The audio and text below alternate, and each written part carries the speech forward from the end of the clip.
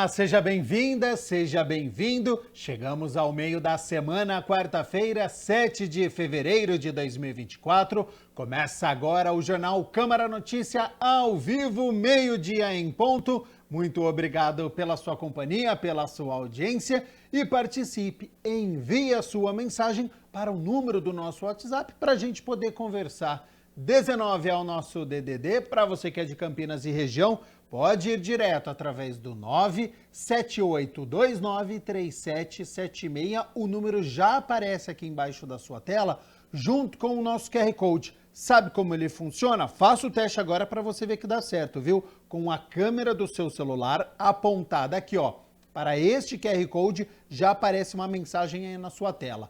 O WhatsApp da TV Câmara Campinas. Você aperta e você pode mandar o seu elogio, uma crítica construtiva. Carnaval tá chegando, tá animado, vai pular em algum bloquinho, vai viajar? Já manda pra gente que a gente conversa ao vivo nesta quarta-feira. Confira a partir de agora os destaques de hoje. Vereador Carlinhos Camelô faz moção de apelo ao presidente Lula para que determine a inclusão de Campinas nas cidades que irão receber a vacina contra a dengue. Vereadora Mariana Conte faz moção de apelo à reitoria da Unicamp com encaminhamento urgente da reforma na moradia estudantil. Vereador Rubens Gás protocola a indicação solicitando a instalação de areninha esportiva no bairro Jardim São Marcos. E conheça o trabalho do Centro de Pesquisas de Materiais em Campinas, o CNPEM, que desenvolveu um protótipo que produz hidrogênio a partir da energia solar. E tem esporte também, porque hoje a Ponte Preta entra em campo lá em Ribeirão Preto contra o Botafogo. Então já a gente te atualiza também com o esporte da nossa cidade. Mas a gente abre a edição de hoje com as notícias da metrópole e o consultório veterinário móvel retornou à região do Padre Anchieta para o atendimento de cães e gatos. O serviço funciona durante todo este mês de fevereiro.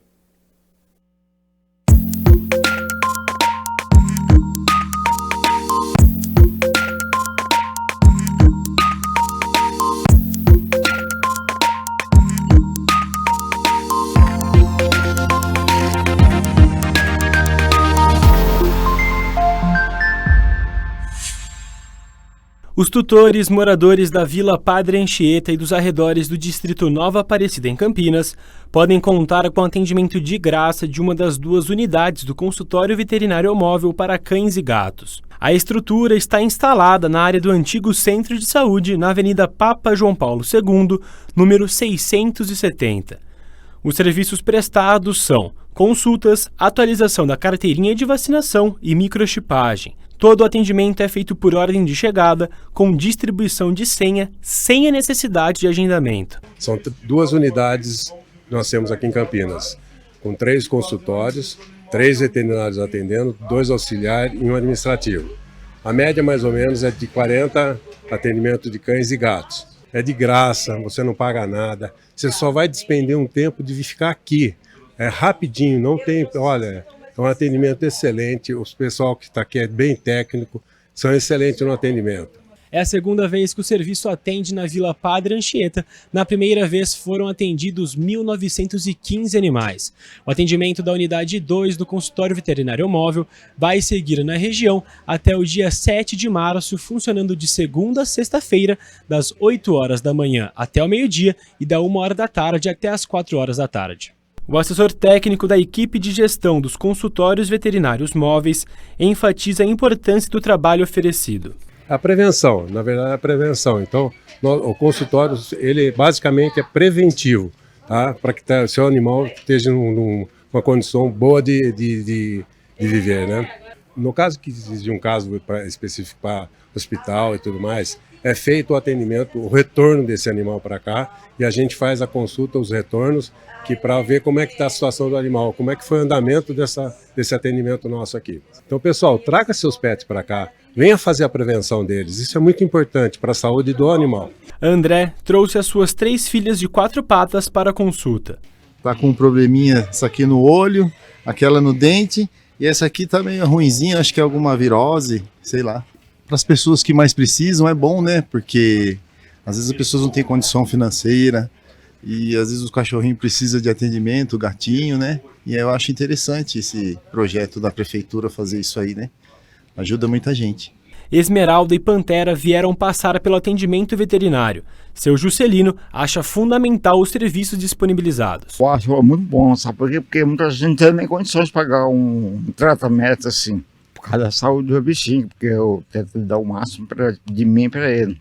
Porque já que você pega para criar, você tem que cuidar também da saúde.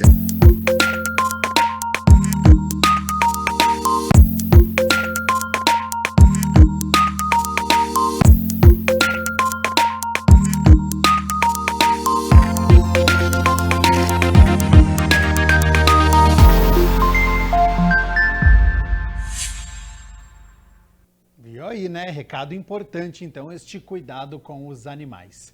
E olha só, a cidade de Campinas recebe a maior imersão no universo da criança autista já realizada no Brasil. O Campinas Shopping recebe a exposição interativa Casa dos Sentidos. O projeto artístico e arquitetônico tem a proposta de conscientizar sobre o transtorno do espectro autista. Sentidos, como o próprio nome diz, ele vem motivado a partir das experiências sensoriais que uma casa nos promove a partir dos cômodos de uma casa e o quanto isso toca nos nossos sentidos, né? Então ela veio desta ideia, mas a partir do momento que ela foi constituída, surgiu uma segunda parceria que seria tentar entender como que esse processo passa não só pelo universo sensível das pessoas em geral, mas também pelo universo do autismo.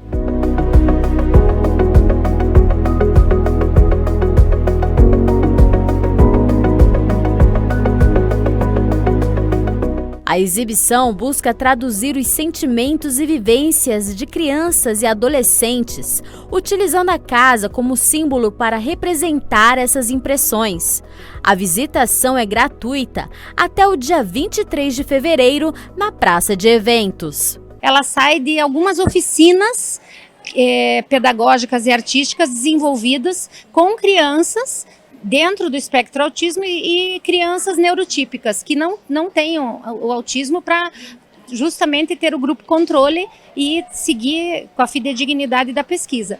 E essas oficinas que a gente fez através da ilustração, estavam presentes os artistas que se inspiraram através das manifestações das crianças e produziram os cômodos que estão aqui expostos. Então nós temos 4 cômodos e mais uma 5ª caixa, que a gente chama de caixa cérebro, que conta a questão científica, a realidade, a justificativa do porquê esse universo precisa vir ao público e de que maneira a gente tenta trazer isso de uma forma agradável, onde essa visitação impacte a cada pessoa que tenha a sensibilidade, que aguce os seus sentidos, porque todos nós sentimos as mesmas coisas, só que o autista ele traz as suas particularidades.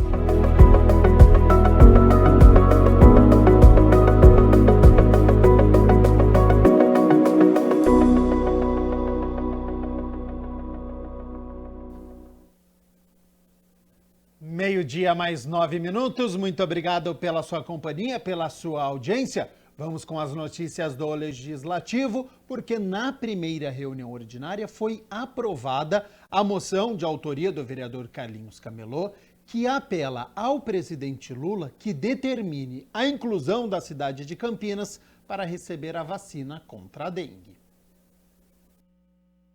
O Ministério da Saúde começou a distribuir nesta semana a vacina contra a dengue na rede pública de saúde. Foram selecionados 521 municípios do país, escolhidos em razão da alta incidência da doença. Campinas não está incluída na lista da primeira fase. Por isso, o vereador Carlinhos Camelô apela ao presidente Luiz Inácio Lula da Silva, através de uma moção, para que determine a inclusão da cidade para receber a vacina contra a dengue. Nós sabemos também que a população ela tem uma grande responsabilidade também em cima dessa questão da dengue, que sabemos aí que as pessoas também têm que ajudar. Hoje você vê vários lugares de descartes jogado ali, as pessoas continuam jogando e o município tem a responsabilidade de estar suprindo, mas quando supre, as pessoas voltam a jogar. Então, a gente faz esse apelo, porque sabemos aí que nós estamos com vários casos em vários bairros, inclusive eu acabei de ver aqui, ó, Goiás, Minas Gerais, Acre e o Distrito Federal entrou no estado de emergência, entendeu? Então, nós não podemos esperar que Campinas também entre no estado de emergência, então nós temos que suprir essas pessoas, principalmente que essa vacina chegue o mais rápido possível para o município. O Departamento de Vigilância em Saúde de Campinas tem divulgado boletins sobre a situação da doença na cidade, com medidas preventivas, inclusive. Foram registrados desde o dia 1º de janeiro 1.679 infectados e nenhuma morte, enquanto em 2023 houve 11.422 casos e 3 mortes. Os dados foram atualizados até 2 de fevereiro. O parlamentar acredita na força do Legislativo campineiro para conseguir incluir Campinas. Temos aí também a pressão do Executivo, eu espero que a pressão dessa casa também, do Legislativo também, chegue lá para que o presidente reveja esse caso e traga a vacina aqui para Campinas. E olha só, a gente recebeu uma nota agora há pouco da Devisa falando que pela primeira vez sorotipos 1, 2 e 3 circulam de forma simultânea aqui pela cidade de Campinas, o que aumenta a possibilidade de casos graves. A gente lembra aqui que a cidade de Campinas já registrou 1.900 casos, 1.900 pessoas já testaram positivo. Então fica este alerta, porque a dengue continua circulando pela nossa cidade. A gente precisa fazer este trabalho dentro da nossa casa, dentro da nossa residência, observar se não tem água parada em vaso, em tampinha, vaso sanitário que não está sendo utilizado, deixar tampado, caixa d'água também é muito importante com a rede. Então é um trabalho que a gente faz na nossa casa, mas também em grupo de WhatsApp com a família, sempre mandar aquela mensagem também com o vizinho ali no seu bairro, porque é muito importante, é um trabalho de todos nós. Como a gente viu do Poder Executivo, os vereadores tentando trazer a vacina da dengue aqui para a cidade de Campinas, mas claro que nós, como sociedade, precisamos fazer também o nosso papel. Então, é preocupante a situação, já é uma epidemia e a gente precisa, então, tomar muito cuidado em relação ao mosquito Aedes aegypti, que causa a dengue e também outras doenças. E olha só, quem também protocolou moção e foi aprovada durante a primeira reunião ordinária foi a vereadora Mariana Conte, que apela à reitoria da Unicamp urgência na reforma da moradia estudantil. Com as fortes chuvas que atingiram Campinas no último dia 31 de janeiro, houve falta de energia na moradia estudantil da Unicamp. Por isso, a vereadora Mariana Conte fez um apelo à reitoria da universidade, através de moção, para que a moradia estudantil seja reformada. A moradia estudantil é um equipamento ligado à universidade, que é muito importante porque a moradia ela recebe estudantes de baixa renda, estudantes que, se não tivessem a moradia, por conta do alto custo do aluguel, não teriam como fazer a faculdade. Então, a moradia é uma política de permanência estudantil, que permite que o estudante pobre, filho do trabalhador, estudantes ingressantes, por exemplo, por meio das cotas raciais, do vestibular indígena, possam cursar a universidade pública. A parlamentar lembra a importância de uma moradia estudantil, principalmente para estudantes pobres. E a moradia estudantil, ela foi uma conquista do movimento estudantil e há muito tempo o movimento estudantil luta pela reforma da moradia. A moradia hoje está numa situação precária e com as fortes chuvas que nós estamos vivendo e infelizmente, né, a tendência pelo que a gente está sentindo aí, né, da situação de emergência climática, das ondas de calor e das fortes chuvas que decorrem disso, a moradia alagou, tiveram várias casas que ficaram, os estudantes ficaram até o joelho, com água dentro das casas. Isso coloca uma situação de urgência para a reforma. A reforma já era necessária, mas isso também coloca uma situação de urgência, porque hoje, com a atual estrutura, a moradia estudantil não tem condições de escoar a água que tem caído das chuvas. Ainda segundo a vereadora Mariana Conte, o movimento estudantil tem buscado soluções para o problema. Tem acontecido, o movimento estudantil fez uma assembleia, tem feito aí a mobilização, né? Então aqui também é um apoio à luta dos estudantes em defesa do direito da moradia, que é uma das questões mais importantes. A luta pelo direito à moradia é uma das questões mais importantes na cidade de Campinas hoje, na minha opinião, e os estudantes também são parte desse processo de luta, né? Então eles têm feito assembleias, estão se organizando, se mobilizando, marcaram uma reunião com a reitoria, estão na pressão para que a reitoria possa, de fato, agilizar o quanto antes essa reforma. E a ideia dessa moção é também fazer um novo apelo em nome da Câmara Municipal, porque ainda a gente não pode deixar que uma política tão importante fique da situação como está, que é uma situação de muita precariedade. Lembrando que a moção é um documento que manifesta a opinião da Câmara sobre um determinado assunto. E aí pode ser apelando, aplaudindo ou protestando. Por revelar a opinião da Casa, a moção obrigatoriamente precisa passar por votação, maioria simples, em plenário. E olha só, o vereador Rubens Gás protocolou uma indicação solicitando a instalação de uma areninha esportiva no bairro Jardim São Marcos, na região dos Amarais. O recurso já foi destinado pelo parlamentar através das emendas impositivas para o orçamento deste ano. O Jardim São Marcos, na região dos Amarais, se prepara para receber a areninha esportiva. Um pequeno complexo composto por campo de futebol e quadra poliesportiva. O vereador Rubens Gás protocolou a indicação 737 de 2024, solicitando ao Executivo providência da Secretaria Municipal de Esportes e a Secretaria Municipal de Serviços Públicos, referente à instalação do equipamento. Com essa areninha, irá contemplar toda aquela região e o local escolhido irá contemplar a região da Vila Esperança, São Marcos, Campineiro e também Santa Mônica. De acordo com o vereador, o espaço deve ser construído nessa área pública que fica na Rua Caminho 2 e o nome da areninha já foi escolhido. É uma história até muito bonita com relação a isso, porque há pouco tempo atrás ali havia favelização e ali era muitas casas que foram migradas, né, daquele local. E essa área ficou já destinada para que nós possamos fazer uma praça. Inclusive tem um nome de Creuzinha Bonita, né? Vai ser denominado Creuzinha Bonita, uma pessoa que faleceu há pouco tempo, que era muito benquista na região. Eu tenho certeza que essa área aí vai contemplar de uma maneira tremenda e nós teremos um fluxo enorme, principalmente de crianças, para que nós possamos trabalhar o futuro delas. A verba para a construção da areninha está garantida por meio de 2 emendas impositivas do vereador Rubens Gás. Uma no valor de 150 mil para a Secretaria de Serviços Públicos e a outra de 602 mil para a Secretaria de Esportes. Os recursos deverão ser utilizados tanto para a construção definitiva do espaço, quanto para o auxílio de campeonatos de futebol amador que deverão ser realizados aqui neste local. Nós procuramos, na medida do possível, evidentemente que a gente é vereador da cidade de Campinas inteiro, mas aquele reduto é um reduto que a gente tem uma afeição muito grande, né?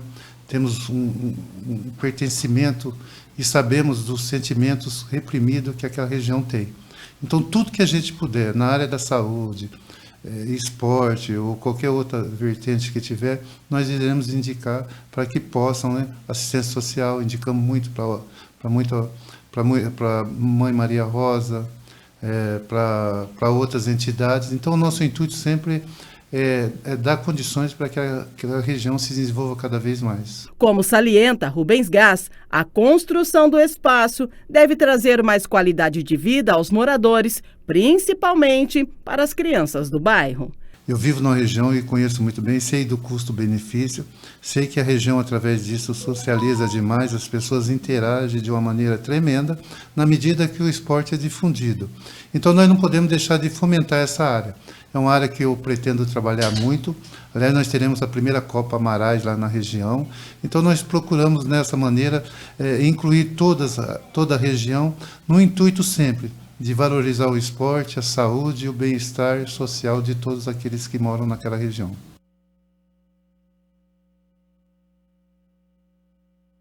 E hoje é quarta-feira, dia da segunda reunião ordinária. A partir das 6 horas da tarde, os vereadores se reúnem para discutir e votar 8 projetos. Entre eles está em análise final, portanto, em segunda discussão, o projeto de autoria do Poder Executivo que institui o plano de cargos, carreiras e vencimentos da administração tributária do município de Campinas. Para você ficar muito bem informado, conferir todos os projetos que serão discutidos e votados, é só acessar o site do Legislativo, que é o campinas.sp.leg.br. O site aparece aqui embaixo da sua tela. Se você quiser assistir a reunião ordinária aqui do plenário, é entrada pela Avenida Engenheiro Roberto Mange, número 66, no bairro Ponte Preta. Se não tiver condições, a TV Câmara Campinas, claro, transmite ao vivo.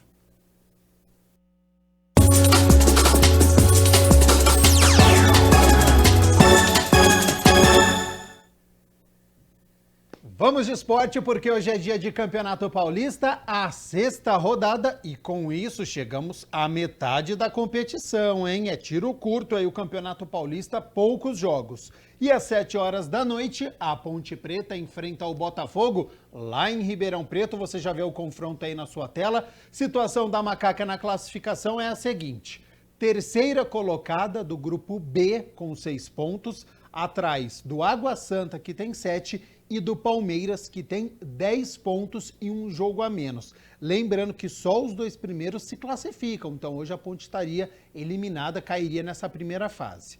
E o adversário de logo mais, o Botafogo, olha a situação. Ele é o lanterna do grupo D, mas ele tem 8 pontos. Portanto, na classificação geral, ele está à frente da Ponte na tabela de classificação.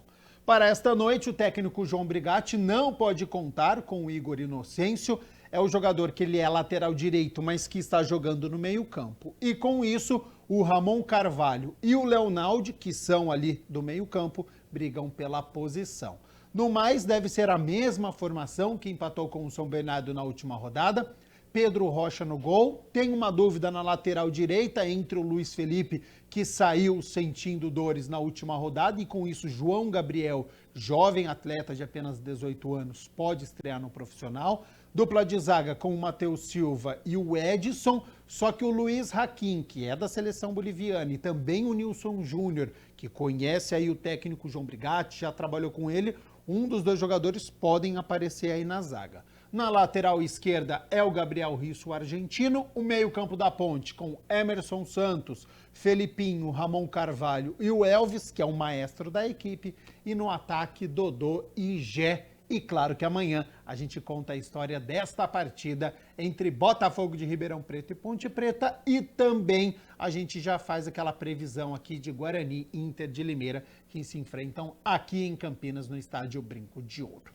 Bom, meio-dia mais 24 minutos, a gente segue aqui com o nosso jornal Câmara Notícia, agora sobre o hidrogênio puro, que ele é utilizado em vários segmentos da sociedade, como no refino de petróleo, na produção de amônia para fertilizantes, além da liga para metanol e aço.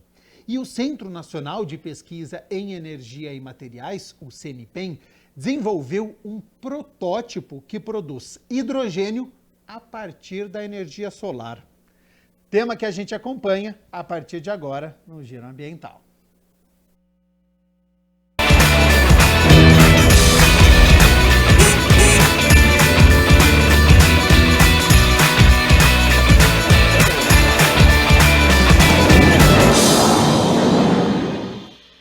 Produzir produzir hidrogênio de forma mais sustentável, sem a necessidade de energia elétrica e nem a emissão de carbono. No Giro Ambiental de hoje, a gente vai mostrar um protótipo desenvolvido pelo CNPEM com essas características, tecnologia 100% nacional.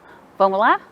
Essa tecnologia que a gente chama de nova tecnologia disruptiva é basicamente você colocar um painel solar dentro desse tanque, ele sozinho absorver a luz do sol e fazer com que isso aconteça, essa reação aconteça química e gere o hidrogênio e o oxigênio. Ou seja, um dispositivo que faz tudo, que acopla todas as tecnologias em uma única.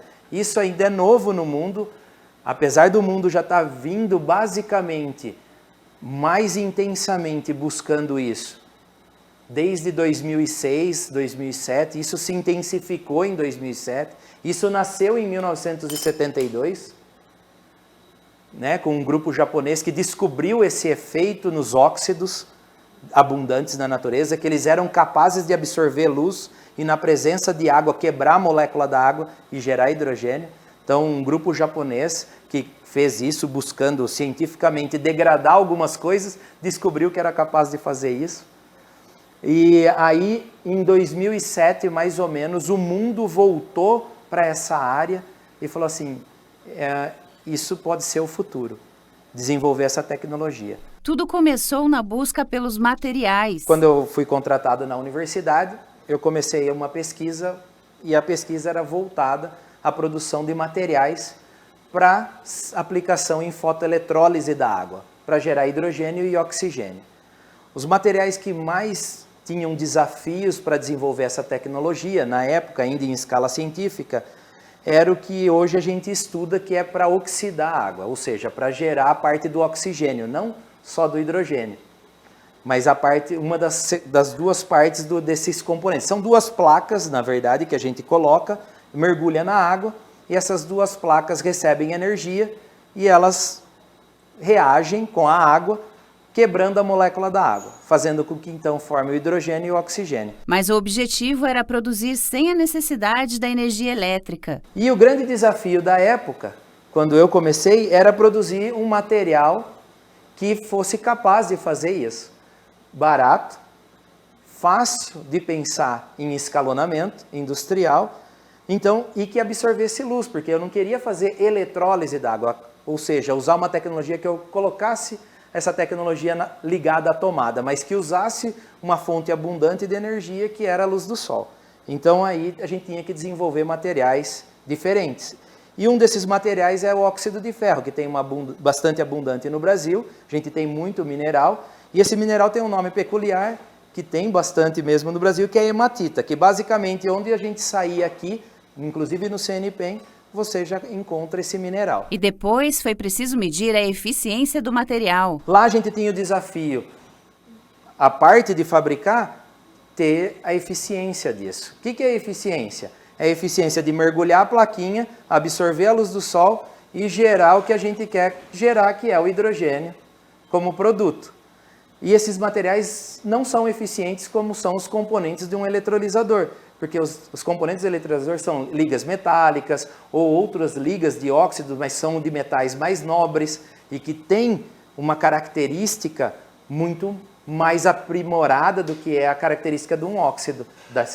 Esse óxido a gente pode chamar de ferrugem, inclusive. Quando o conhecimento acadêmico encontrou estrutura de pesquisa, o resultado foi a aceleração no processo. Nesses 15 anos que eu estudei dentro da universidade, a gente chegou em algumas eficiências dessa conversão bastante modestas, mas promissoras, porque o método era interessante, a eficiência era relativamente boa, mas não alta e nem competitiva para uma aplicação industrial. Há 4 anos e meio, mais ou menos, eu vim convidado para o CNPEM e aqui a gente fez o que eu fiz nesses 15 anos anteriores, eu fiz em basicamente 3 anos. A eficiência do material foi comprovada. A gente evoluiu em eficiência, alcançando recordes nacionais e até mundiais na eficiência de conversão, utilizando esse material, né, conversão da energia solar no produto que a gente tem de interesse, que hoje é chamado de hidrogênio verde, na época era só hidrogênio, né? Mas hoje é o hidrogênio de baixo carbono, porque o subproduto desse reator é o oxigênio. Você quebra a molécula da água, você gera hidrogênio e oxigênio como subproduto. Os centros de pesquisa fazem toda a diferença. Esse avanço foi grande porque quando a gente chega no CNPEM, é um laboratório nacional e que integra muitas competências. Que integra 4 laboratórios nacionais, uma divisão de engenharia que construiu um acelerador de partículas de 4ª geração, que hoje são 3 no mundo, acho que operacionais, deve ter mais um sendo construído ou em fase final, mas, ou seja, é muito competente em altas tecnologias, em desenvolvimento de tecnologia fina.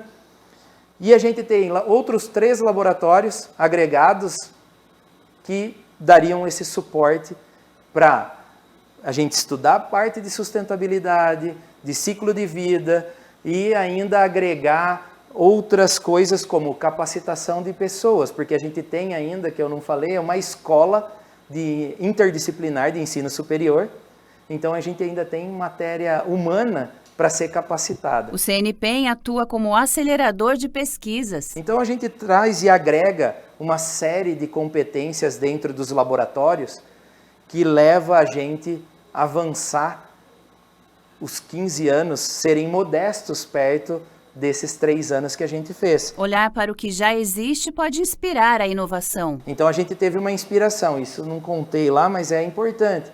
A inspiração foi nos painéis fotovoltaicos, que não são placas enormes, a gente vê aquelas placonas enormes, elas não são únicas e contínuas.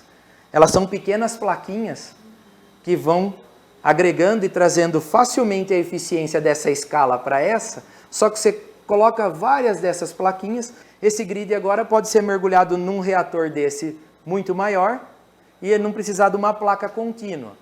Tudo isso está fomentando a criação de uma tecnologia nova no mundo. O mundo inteiro está correndo atrás dessa nova tecnologia, porque o que nós temos hoje é gerar o hidrogênio dessa maneira de baixo carbono, como a gente chama, que são colocar essas 2 placas dentro de um tanque, de um reator com uma solução com água, por exemplo, extremamente pura, ou pode ser uma água alcalina, mas com alto controle, e que você coloca isso na tomada. Esse daqui é um protótipo que a gente desenvolveu, né? Ele é um fotoeletrocatalisador, ele promove então essa conversão da luz solar em hidrogênio, né? A ideia agora é fazer o escalonamento dessa tecnologia, que ele chegue em escalas de demonstração industrial e que depois ele possa ser aplicado em grande escala, né, promovendo aí a descarbonização, promovendo a construção, o estabelecimento de uma cadeia produtiva com menores impactos ambientais e que ajude, então, nessa transição energética, nessa transição para uma economia de baixas emissões de carbono. A plataforma avalia a pegada ecológica do processo produtivo do hidrogênio. Então, acompanhando esse desenvolvimento científico e tecnológico dos laboratórios do CNPEM, a gente aplica a plataforma de avaliação de sustentabilidade, que a gente tenta trazer métricas econômicas, ambientais, sociais, do benefício que essa tecnologia pode trazer para a sociedade. Quando a gente está falando de hidrogênio renovável, né, hidrogênio produzido a partir da luz do sol, a gente pensa que ele pode estar substituindo o hidrogênio que hoje, na sua forma convencional de produção, emite uma quantidade bastante grande de gás de efeito estufa, porque ele é produzido a partir do gás natural, então tem essa emissão de carbono associado. Quando a gente passa para produções de hidrogênio renovável, uma das possíveis alternativas tecnológicas são os eletrolisadores comerciais que precisam de grandes quantidades de energia elétrica. E a gente precisa fazer esse acompanhamento ao longo de toda a cadeia de produção. Porque não adianta a gente substituir o hidrogênio ou o gás natural no momento da produção do hidrogênio e transferir essas emissões para a produção da energia elétrica. Então, um dos benefícios que essa tecnologia traz é justamente não necessitar essa corrente elétrica externa. Ele consegue converter a luz do sol em hidrogênio, né, sem a necessidade de outros insumos energéticos. E isso pode trazer um benefício muito grande na redução das emissões associadas ao ciclo de vida desse produto. Hoje, o hidrogênio é fundamental para a economia mundial. Isso aplicado a diferentes cadeias que consomem esse hidrogênio. Então a gente pode estar falando da descarbonização do setor de produção de fertilizantes, do setor de aço, do setor de refino de petróleo, né? Todas essas grandes fontes de emissão de gás de efeito estufa podem estar se beneficiando desse produto desenvolvido, dessa tecnologia desenvolvida pelo CNPEM. O estudo dos melhores ambientes para a implantação da tecnologia também é avaliado pela plataforma. Uma outra coisa que é bastante interessante dessa aplicação dessa plataforma de avaliação de sustentabilidade é na indicação dos melhores locais para implementação dessa tecnologia em escala industrial. A gente precisa pensar que a luz do sol é um insumo fundamental, então a gente precisa selecionar aquelas regiões, aquelas localidades em que há maior incidência de luz solar de forma constante ao longo do ano.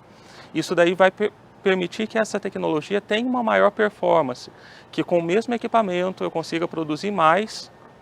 Produzindo mais, a gente está falando em redução de impacto ambiental, a gente está falando em redução de custos.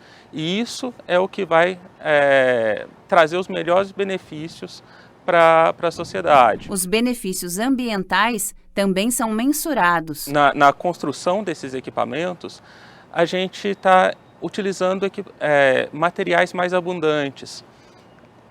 A gente está preocupado também com o descarte desses materiais, né, que ao fim da sua vida útil eles não gerem um passivo ambiental, né? Então a gente está trabalhando com materiais de baixa toxicidade justamente para garantir essa viabilidade do descarte, possivelmente até do reciclo desses materiais. E os ganhos sociais são considerados em todo o processo. Eu acho que essa é uma vantagem bastante interessante. A gente poder construir uma cadeia produtiva nacional, né? Com a tecnologia desenvolvida pelo CNPEM, a gente pode estar, por exemplo, dispensando o uso de painéis solares que são fabricados, por exemplo, na China, com geração de emprego, geração de riqueza, que acontece fora do país. Quando a gente nacionaliza a tecnologia, a gente está trazendo não só os benefícios econômicos, mas os benefícios sociais associados a isso. Esses empregos de maior qualidade, de maior nível de expertise, de escolaridade, que passam a ser gerados aqui, né, eles vão trazer uma remuneração mais interessante para os trabalhadores ao longo de toda a cadeia produtiva. Isso daí é bastante interessante. Hoje a gente superou os recordes mundiais na área. Então isso que é a parte interessante. A gente hoje então é capaz de falar assim, que nós temos uma oportunidade no país de desenvolver uma tecnologia para produzir o hidrogênio de baixo carbono 100% nacional. E ainda o CNPEM tem toda a parte agregada de todos os laboratórios que podem dar outros suportes que vão além da tecnologia. E tudo isso só foi possível porque a estrutura do CNPEM é de ponta. A gente tem aqui dentro, reunido no CNPEM, um parque, uma infraestrutura para caracterização avançada, ímpar no país, que é toda disponível, obviamente, para toda a comunidade científica.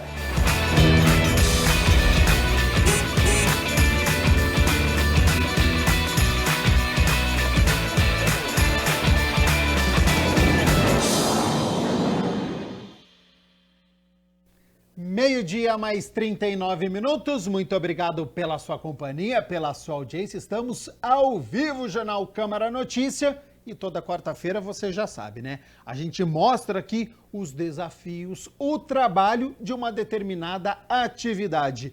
E hoje é a vez do designer de móveis, que você acompanha no nosso quadro Se Liga na Profissão.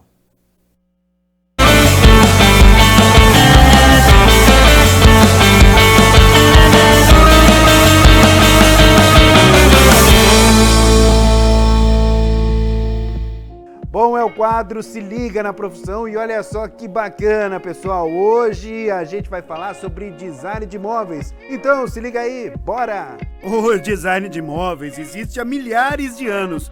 Provavelmente o desenho de mobiliário tenha começado por camas e arcas. Atua em uma área que contribui diretamente para o design de interiores. Bom, atende todos os estilos de decoração. Os principais pontos para determinar o visual são principalmente o desenho e os materiais. Bom, e para a gente entender um pouco mais sobre essa profissão bem bacana, tô aqui com o Gustavo. Tudo bem, Gustavo? Beleza? Tudo bom, e você, como é que tá? Beleza. Bom, pra gente entender, o pessoal que tá em casa certamente já ficou curioso, né? Isso. O que faz, na verdade, um design de móveis? É isso aí, o designer de móveis, eu especialmente sou de móveis de madeira maciça. Então, todas toras, a gente trabalha com resíduos da natureza, né? E a ideia de ser um designer é tentar preservar a peça, os móveis, com os detalhes da natureza, trazendo para a utilidade do dia a dia. Então tem que ter bastante criatividade, bastante inspiração e... Bom, é o que eu ia falar, é uma profissão que certamente tem que ter uma criatividade acima da média, né? Porque você faz todo o design. E como que funciona assim, Gustavo? As pessoas chegam e falam, puxa vida, eu quero um móvel mais ou menos nesse perfil, manda uma foto, como é que funciona? Conta pra gente. Mais ou menos. Hoje a gente já tem uma linha de produção bem artesanal. Então, o designer de móveis, o que a gente faz é tentar trazer uma peça única para uma utilidade. Então, são sempre peças exclusivas, sempre peças únicas. Então, por exemplo, uma tora de madeira, uma árvore, vamos começar por uma árvore, por exemplo. Quando ela cai, a gente, por exemplo, só trabalha com madeiras que caem, madeiras que, vamos dizer assim, velhas, que já encerraram sua vida. E aí, muitas das vezes, alguns locais vão lá e cortam essa árvore e queimam e trituram. A gente não, a gente traz isso daí de volta e a gente aproveita ela inteira. Então, por exemplo, a raiz, a gente vai lá, pega a raiz, limpa toda a raiz.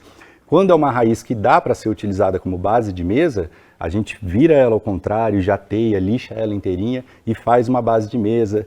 Vê ali o tamanho dela que vai comportar quantas pessoas. Ah, não dá uma base de mesa, mas dá uma mesa de centro muito bonita. Depois eu vou te mandar algumas imagens delas. E aí você vai assim pela árvore inteira. Nas toras a gente gosta muito de fazer esse modelo aqui, que é o modelo cascata. Varia muito do tamanho da árvore e pranchas também. E aí quando chega nos galhos, a gente está falando da árvore inteira. A gente usa até para fazer tábua de carne, então dá para fazer bolacha, dá para fazer tábua gourmet, tábua de queijo, dá para fazer aparador, dá para fazer 1 milhão de coisas. E assim, quem está começando, tábua é o essencial.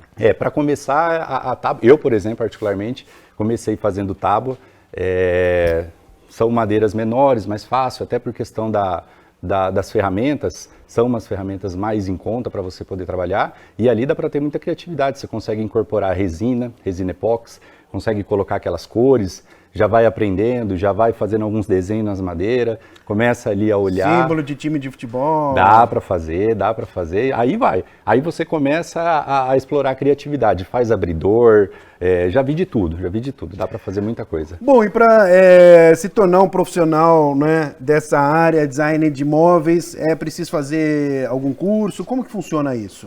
Eu especificamente eu não fiz, confesso para você que o meu curso foi muito voltado a referências. Então hoje a gente tem a internet ela tem 1 milhão de possibilidades. Então eu fui ali, comecei a pesquisar algumas pessoas, pesquisar alguns canais, pesquiso muito sobre marcenaria, apesar de meu trabalho parecer muito com a marcenaria, mas acabo não sendo um marceneiro, mas me espelho muito na marcenaria. Então assim, eu fui buscando referências. E criatividade. Hoje a gente tem, por exemplo, o Pinterest, que é uma base que tem 1 milhão de coisas do Brasil inteiro, de tudo, do mundo inteiro, de tudo que você pode imaginar de madeira. Então, quando você começa a procurar sobre madeira ali, o algoritmo te bombeia, né, de ideias. E aí você olha para uma peça lá, você fala, nossa, o cara fez aquilo lá, mas essa peça é um pouco diferente, talvez dá para fazer alguma coisa aqui. Ah, não dá para fazer uma mesa, mas dá para fazer alguma coisa diferente e assim vai. Você citou aí marceneiro, Gustavo, certamente muita gente que está acompanhando ao quadro Se Liga na Profissão neste momento está falando, puxa vida, mas qual que é a principal diferença entre um design de móveis e um marceneiro? Isso, eu por exemplo, tenho um marceneiro. Meu marceneiro, ele, vamos dizer assim, eu entrego um projeto na mão dele com medidas, ele vai lá e executa aquilo 100%. Já o meu trabalho, ele não tem tanta medida. Por quê? Lembra que eu falei que ele a gente vai olhar muito para a madeira, vai olhar muito para a peça, vai olhar muito para o DNA da madeira, para aquela peça orgânica. Olha só que legal. E aí a gente tenta preservar aquilo. Então eu fujo um pouco disso da marcenaria, de medidas, aquela coisa mais certinha, mais comportada, para ir para um lado mais orgânico. Seria o arquiteto da madeira? Ó? Pode ser. Pode ser, mais ou menos isso, assim, uma comparação, né? Exato. Um arquiteto da madeira, é um bom nome também. Né? E quais os principais desafios dessa profissão? Conta pra gente, Gustavo, que certamente tem muitos desafios aí que você encara todos os dias, né? Sim. Eu acho que a gente começa pelo desafio desde a matéria-prima. Hoje a gente está falando de madeira, a gente está falando de uma coisa muito séria, então a gente preserva muito para trabalhar com madeira legalizada. Realmente o intuito de trazer essas madeiras que estavam mortas de volta assim, para o reuso. Aí a gente também está falando de madeira maciça, madeira bruta, é tudo muito pesado, é tudo muito difícil de fazer, muito trabalhoso, então tem que ser um pouquinho bruto ali também, você tem que ter um toque de elegância. E aí, antigamente a gente tinha aquele lado rústico, né, quando as pessoas falavam, madeira rústica, mas o rústico bem acabado, é isso que a gente tenta fazer. Então é tentar dar um acabamento também muito bom para você não ter perigo de se machucar, pegar uma ferpa, dar um acabamento bom na madeira e trazer a qualidade, né? Manter sofisticação, beleza com qualidade também, acho que esse é o desafio. Boa, e para o pessoal que está ligadinho na gente, se interessando, falando, puxa vida, olha o Gustavo falando, gostei, me interessei, achei bacana. O que você passa de dica para a galera que tem, evidentemente, a intenção de entrar nesse mercado? Tem que começar com hobby, tem que gostar, é você ali realmente se dedicar, começar a fazer peças pequenas e evoluir, não tenha medo. Comece, explore, deixa a criatividade aflorar, capricho, muito capricho, é necessário ter muito carinho por aquilo que se faz. E eu particularmente trabalho com madeira, ela é extremamente gratificante, é recompensadora, a gente vê uma peça às vezes jogada no lixo e você trazer ela de volta assim para dentro das casas das pessoas, para dentro da vida, incorporar a vida à madeira, ela é muito, muito bonita, é muito gratificante. Então é um caminho muito bacana, comecem com coragem que dá certo. E o mercado é legal? Bom, excelente. O mercado hoje... a gente tem loja, né? A gente também tem uma loja física, uma loja virtual e a pandemia trouxe, né, muito forte esse lado virtual, então tanto o lado virtual como a nossa loja está indo muito bem, graças a Deus. Boa, muito obrigado pela entrevista. Que eu que agradeço. Valeu, pessoal, já sabe, né? Se liga na profissão. Tchau.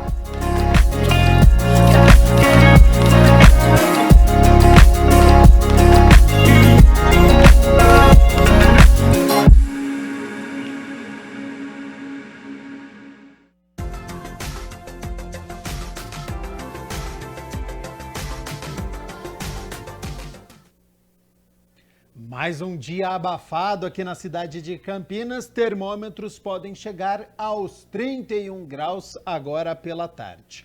Para amanhã, quinta-feira, segue essa tendência do sol aparecendo entre nuvens e tem possibilidade de chuva para o fim da tarde. Estamos no verão, é aquela característica, né? Tempo muito quente, tem a formação das nuvens mais carregadas e aí no fim da tarde pode cair a chuva. As temperaturas seguem em alta, viu? Olha só, elas já estão aqui na minha tela. Para amanhã, quinta-feira, então, 8 de fevereiro, a gente tem mínima de 19 graus, já é uma mínima elevada. Ao longo do dia, a temperatura sobe. E olha só, hein? Na quinta-feira, os termômetros podem chegar aos 33 graus. Então, é muito importante você se hidratar, tomar muita água nesta época, porque o calorão se faz presente. E olha só, eu tenho convites a fazer a você que está nos acompanhando, hein? Daqui a pouco, às 3h30 da tarde, acontece a primeira reunião da Comissão Permanente de Constituição e Legalidade. E um pouquinho mais tarde, às 6 horas, acontece a segunda reunião ordinária do ano, com as discussões e votações dos 8 projetos. Tudo com transmissão ao vivo aqui pela TV Câmara Campinas. O Jornal Câmara Notícia fica por aqui. Muito obrigado pela sua companhia, pela sua audiência. Portanto, continue na nossa programação e nos vemos amanhã na quinta-feira a partir do meio-dia. Até lá. Tchau, tchau.